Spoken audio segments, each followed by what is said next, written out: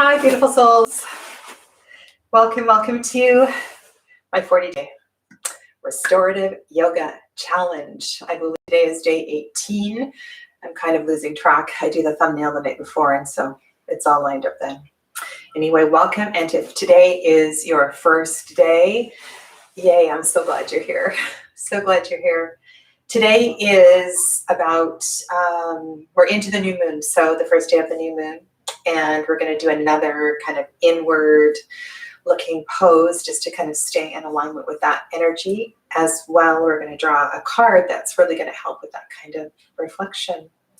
But I wanted to tell you a little bit about my day today. It's been a really strange day energetically. And I am one of those people that when I'm out for my walks and things start to happen, that I really like to pay attention to the signs. And so I just got back from my walk with the dog. And so I'm going to do a little bit of writing after this. But one of the most unusual things was there were 3 deer at the beach. Never see deer down on the beach. There's often a lot of dogs. I guess it's one reason, but maybe because the tide was so low, they had something special to eat down there. I don't know. Anyway, it's been, one of those days. And so being the new moon, I've cleaned on my altars and I've rearranged some stuff. And so everything feels really nice and fresh. And I hope that you have in some way done something new and or done a little bit of cleaning, extra cleaning around some part of your house today, because it's always nice. It always makes life so much easier when we move in alignment with the natural cycles of the universe. So yeah. I also want to talk about yesterday's posture as well too, because there's something I want to kind of expand and work with on that frog that we did yesterday. But let's go to the cards. And I thought because it is new moon energy, I would crack open a new deck. And this is a deck that I've been wanting to purchase for a while because my intention is to mix the cards with the cards we used yesterday. So yesterday I pulled from the Blue Messiah. And today I'm pulling from the Cosmic Reading Cards. So this was Naria Anastasio's first deck before the ones we had yesterday. And there's something about the energy of these cards. And I don't know if you can see where you are, but there's something that yesterday, I believe we pulled the blue light card. You can't see, just it's energy based. So much beautiful energy. And for those of you that play with cards, sling cards for yourself or others, as I was going through this book, I kept thinking, oh, it's going to match perfectly with this tarot deck. And I started having all these other things coming to mind. And the reason I love playing with cards is because it really helps me to process the stuff that's going on internally. And I just find it's a really nice way to connect and work with my clients and the people that I'm able to work with on a personal basis, whether that's in person or through chat. I usually play with cards. We usually do a reading as well as either work on a yogic practice or Reiki or whatever they've come to me for. So it just goes really well with everything. Close your eyes. Come to your breath.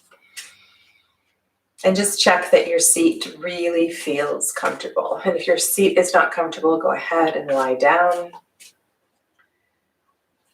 And again, if this is your first day and you are in reach of a lot of cushions on your sofa, throw pillows and so forth, you might want to just reach for those and bring them down onto the floor. Tuck the pillows underneath the parts of the body that feel a little awkward, that aren't connected to the floor. And so come to whatever comes up for you when I mention fresh, something new. The inhale breath is also called inspiration. So let's focus on that. The breath in the nose. Feel the coolness of the inhale breath. Feel the warmth of the exhale breath. the coolness of the inhale, the warmth of the exhale. And with your next 3 inhale breaths, what can you inspire? And repeat that silently to yourself with the next 3 inhale breaths. What can you inspire?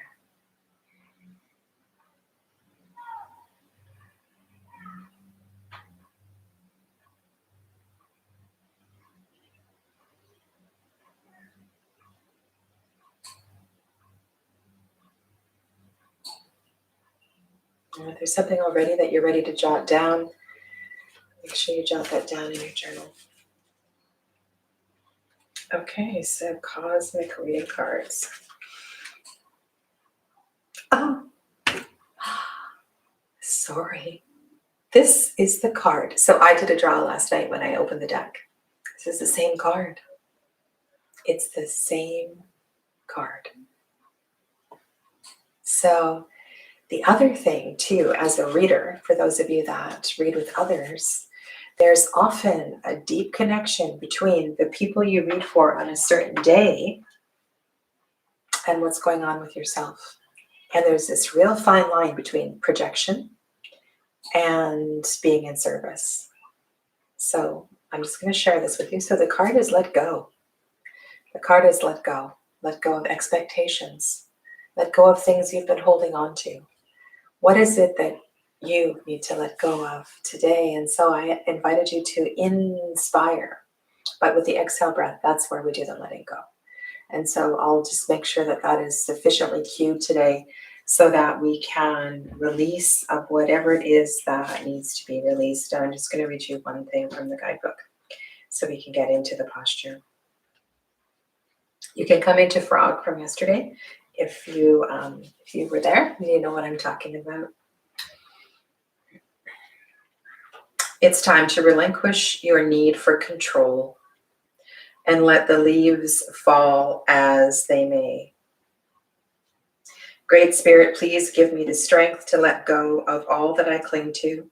Divinely guide my thoughts, words, and actions with love and understanding. And so, the whole idea of releasing and letting go and clinging is very much connected to the ego, to the solar plexus chakra. And so I invite you to take that into consideration as you move through the day, even into tomorrow.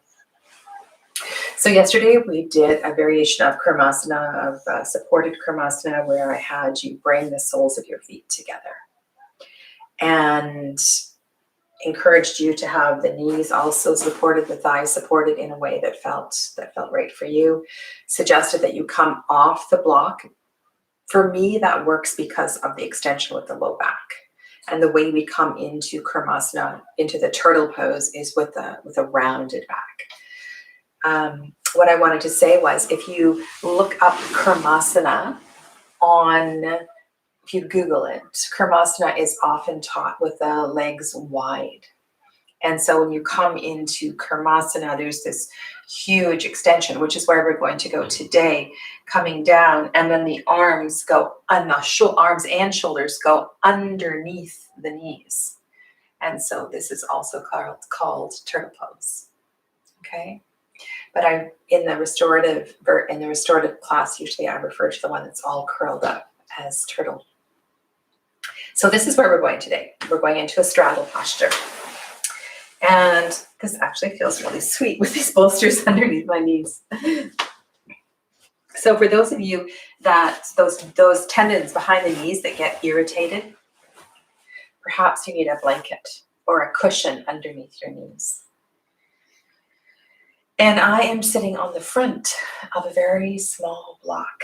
And that is because when we come into forward fold, it's really nice to have the pelvic bowl tilt this away, right? So if your pelvis is tilted back, you need to bring it up onto something so that the pelvis is moving forward as you come forward.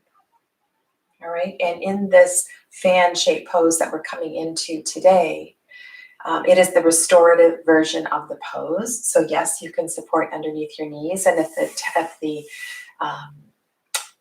adductors, the hamstrings, the tendons on the back of the knees are tight, it's going to feel really nice to have the knees up a little bit. Okay. Now, unlike yesterday, this posture usually I instructed coming into from an elongated spine, which means that when I close my eyes, I'm focusing on the sacrum, and I see a nice long line going all the way up my back. Bring my chin down a little bit and feel that long line of energy all the way up the back of the head. So that as I begin to come forward into the, we'll call it fan pose, I feel that there is length in my back.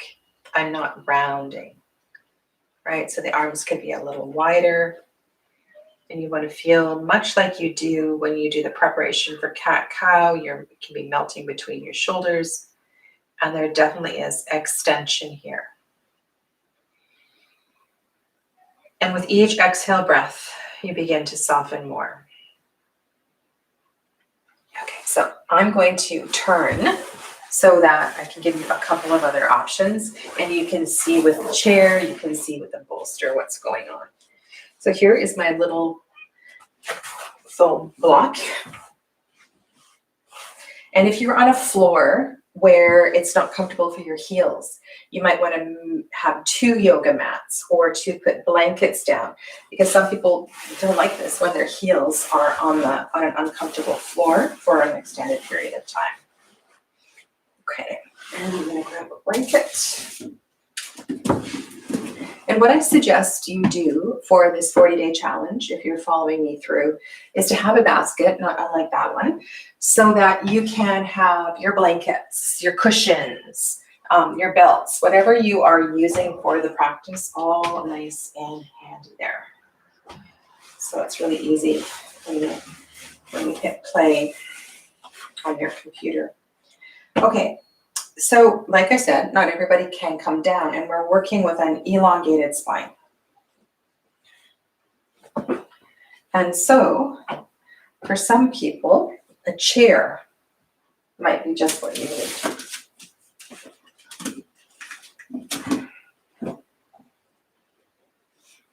I really do love this practice. So, perhaps this is for you. And I'm going to bring the chair a little bit closer. I'm going to rest my hands wherever it feels comfortable, really. Focusing on the length in the spine. So not coming forward like this, but coming forward more like hinging forward, if that makes sense. This is a restorative posture. So soften your ankles, soften your feet.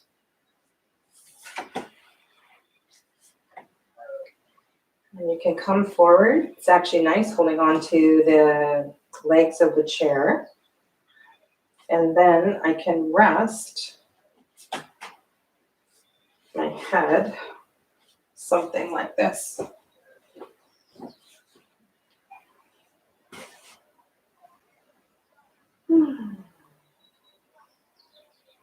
Right? So for you, that might be just perfect. Do not underestimate the convenience of a chair. Alternatively, you can turn your bolster this way. And you can start by holding the bolster. Very slowly coming forward, hinging forward, nice long spine, and then allow the forehead to rest on the bolster. You may want more things underneath your hands, just to support your hands. Okay, so this is another option. Soften the shoulders. Focus on the exhale. And ask yourself, what can I release?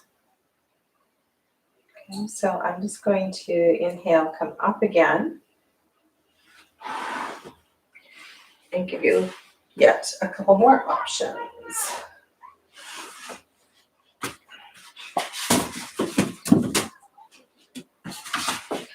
Okay.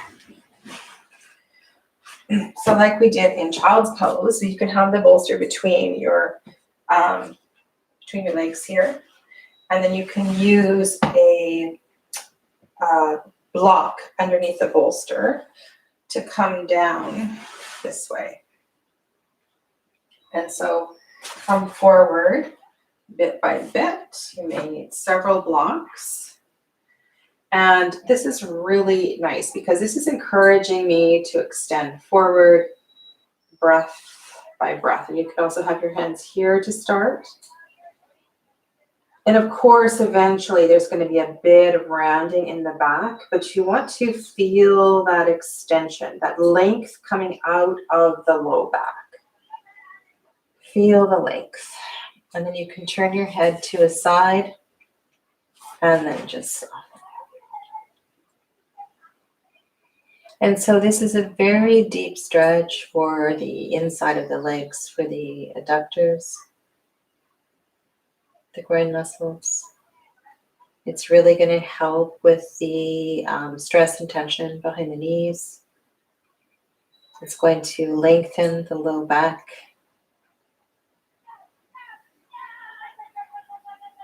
And then you can allow softness here, right? So you're softening into and across the shoulder blades. And if you set yourself up this way, then you can, over time, come a bit lower and lower. So you can adjust, right? So you can really feel this adjustment. Sorry, you can easily adjust. That's what I want to say. Okay, so I'm bringing my chin down. Exhaling, exhaling, exhaling.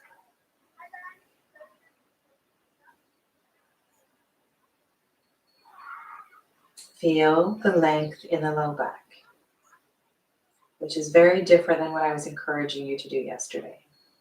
Feel the length and the expansion through the low back, the mid back. And then when you feel like you can't go any further, then you can go ahead and soften down onto the bolster.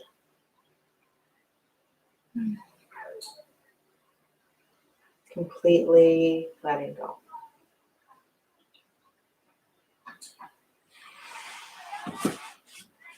Sleep.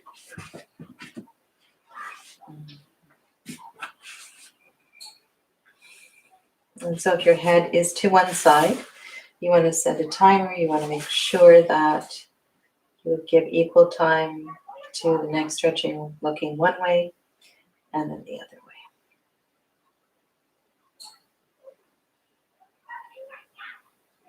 And if you could hold it to somebody in your house to cover up your back, get them to do that. And then just breathe.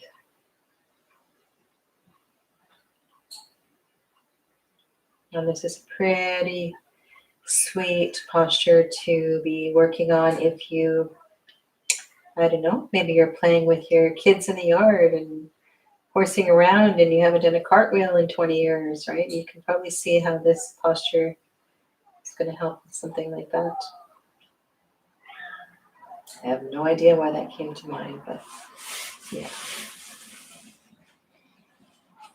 Sometimes we get, at least I do. I love it. I love it when the kids are playing in the yard, and summer just feels like a wonderful time to do that, which is just around the corner.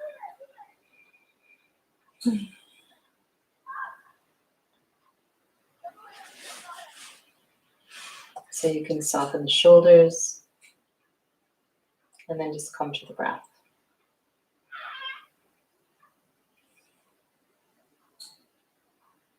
Let go. What can I let go of?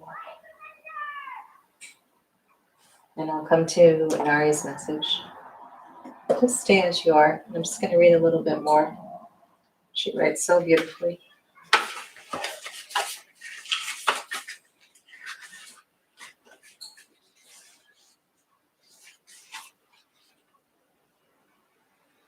If you have drawn this card, it is time to relinquish your need for control and release your tight grip on how you think the world and everyone in it should be. Letting go is an emotional, spiritual, physical, and mental process of releasing yourself to the universal spirit of love. It's giving up your need to control the outcome of every situation and the control of the people you hold most dear. This period can be challenging in many ways, and Spirit asks you to have faith. Have faith that the universe will guide you and send forth the outcomes that are needed for your journey.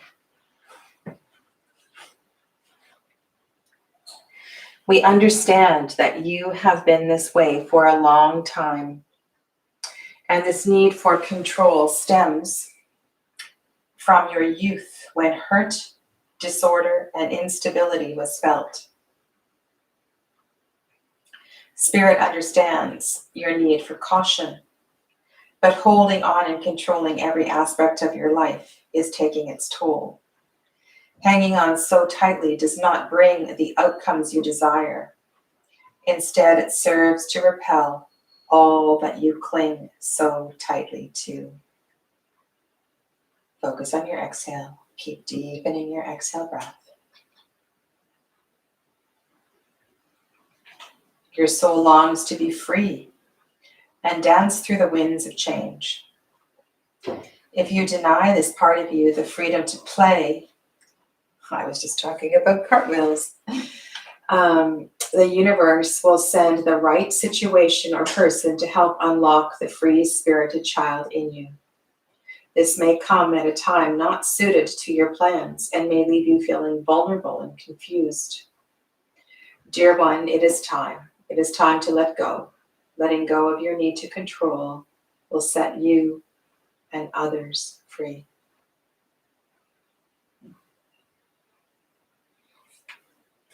Okay. To come out of this posture, you want to bring your hands to the floor and be in a shape that feels the opposite of the way you went in. So you want to feel a nice extension in your spine. So if you round it a little bit forward, extend your spine, and then hinge back up the same way you went down. And then just allow yourself to come into neutral alignment. And then you can begin to remove your props underneath your knees, in front of you, and then come down onto your back into Shavasana for a few breaths. And just allow the whole body to settle down onto the floor, vertebra by vertebra. And take some deep breaths into your hips, into your legs. And allow the lower body to integrate and to settle. And if your low back is doing anything funky from the previous stretch, bend your knees, bring the soles of the feet to the floor. Inhale the pelvis up. Shift the pelvis forward, lengthening the low back. And then bring it back down again.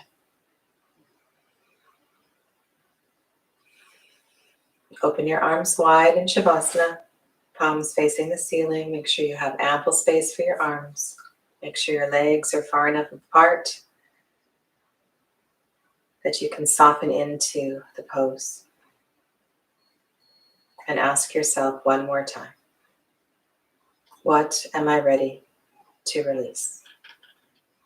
Let go of.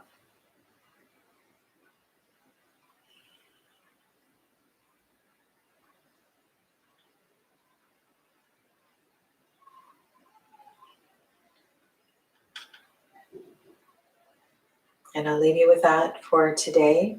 And please stay in Shavasana as long as you are able.